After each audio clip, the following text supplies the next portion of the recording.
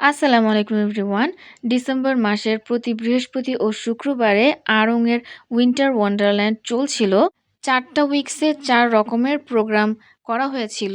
প্রতি উইকসেই ভেবেছি যাবো, কিন্তু কোনো না কোনো কারণে যাওয়া হয়নি। তো এই উইকস যেহেতু লাস্ট ছিল, এরপর আর কোনো প্রোগ্রাম হবে না। তো এজন্যই যাওয়া। আর আমার বাসা থেকে মোটামুটি তেজগাঁ অনেক দূর। তো অনেক কষ্ট করে যখন গেলাম, যেয়ে দেখি যে এই উইকসে প্রোগ্রাম হচ্ছে না, আর ডিসেম্বর মাসে আর প্রোগ্রাম হবেই না।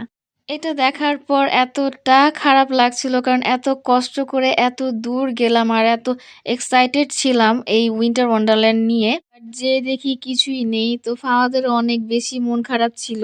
তো কি আর করা, তো শেষমেশ ফাওয়াদকে নিয়ে একটু ঘোরাঘুরি করলাম।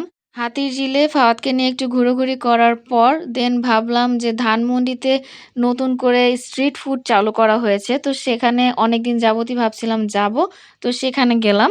যেয়ে ১ম এ ওখানের মোমোটা ট্রাই করলাম। তো মোমোটা অনেক বেশি মজা ছিল।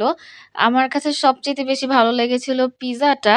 এরপরে ন্যাচোস নেই, বাট ন্যাচোসটা আমার কাছে একদমই ভালো লাগেনি। পুরাই ফালতু লেগেছে। আমার এমনিতেও ন্যাচোস তেমন একটা পছন্দ না। বাট পিজ্জাটা অনেক, অনেক বেশি ইয়াম্মি ছিল। আর এরপর যেহেতু অনেক বেশি ঠান্ডা ছিল, তো ১ কাপ গরম, গরম চা খেয়ে নেই। আর ফাওয়াদও অনেক বেশি দুষ্টামি করছিল। ওর মনটা আরকি অনেক বেশি খারাপ ছিল।